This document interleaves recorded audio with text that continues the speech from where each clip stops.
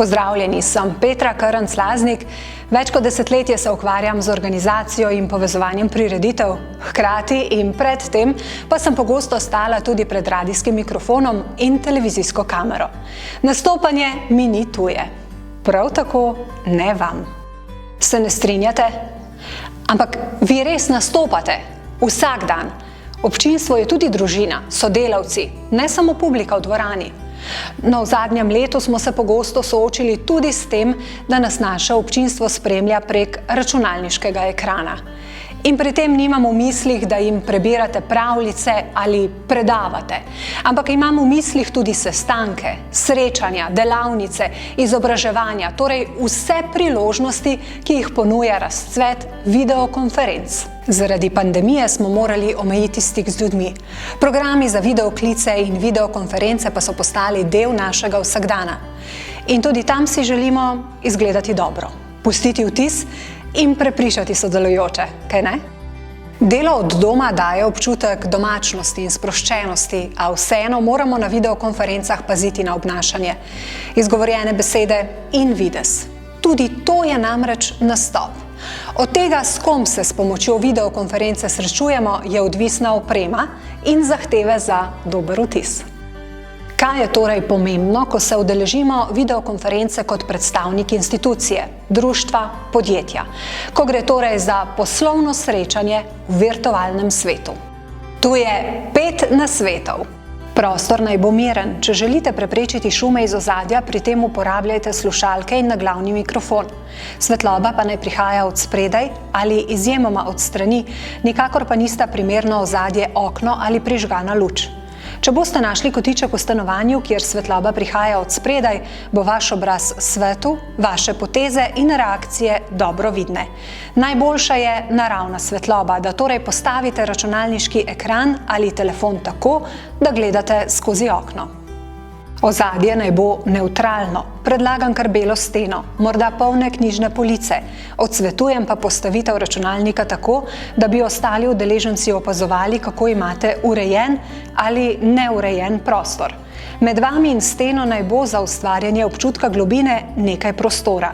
Lahko si nastavite tudi virtualno ozadje, s katerim prikrijete, kje ste v trenutku videokonference ali pa poudarite projekt, institucijo, društvo, ki ga predstavljate. Kamera naj bo v višini oči ali višje, če želite, da bodo poslušalci imeli vtis, da jih gledate v oči. To pomeni, da po potrebi podložite prenosnik. Ko govorite, glejte v kamero, ne v zaslon. Prav tako zaslona ne uporabljajte kot ogledalo. Da boste dosegli najboljši učinek, naj kader zajame glavo in ramena ter kakšen centimeter več na vsaki strani. Če smo aktivni udeleženci, če predavamo, razlagamo, sodelujemo v pogovoru, bomo zagotovo večkrat v ospredju. Zato je pomembno, da smo pozorni tudi na to, da je naša frizura urejena, da nam lasje ne zakrivajo obraza. Ženske si lahko privoščimo tudi nekaj ličil. Zgornji del oblačil naj nima pisanih vzorcev živahnih barv, ampak naj bo enobarven. Tako bo poudarek na vsebini, na izgovorjeni besedi. Tako, poskrbeli ste za tehnični del. Zdaj lahko zablestite z vsebino. Oboje je tesno povezano. Če vaš sogovornik predstavo o vas gradi le prek računalniškega zaslona, je zelo pomembno, kako predstavljate sebe kot osebo. V virtualnem svetu, morda še toliko bolj kot v živo, ni prostora za balast in odvečne besede, zato bodite pri svojih nagovorih kratki, jedrnati, slikoviti, edinstveni, skratka vse tisto, kar morate biti tudi, ko nastopate pred kakršnim koli drugim mikrofonom.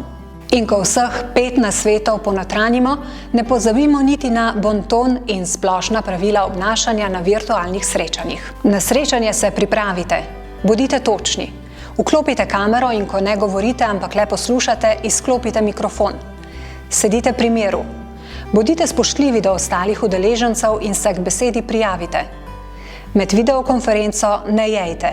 Če traja dlje časa, lahko diskretno pijete vodo. Ves svet je oder in vsi možje in žene zgolj igralci. Nastopajo in spet odhajajo in vsak igra v življenju razne vloge. Tako je v komediji, kakor vam drago zapisal William Shakespeare pred skoraj 400 leti in to velja, morda še bolj kot takrat, tudi danes. Zato izberite vloge, ki jih lahko odigrate odlično. Pri tem bodite samozavestni in z izbranimi besedami naredite vtis na poslušalce. S pomočjo smernic iz videonasvetov bo to zagotovo lažje. Z veseljem pa vam svetujem tudi osebno. Hvala za vašo pozornost. Do prijetne priložnosti, da skupaj poskrbimo, da vaš dogodek zasije, pa vam želim le še: bodite lepo.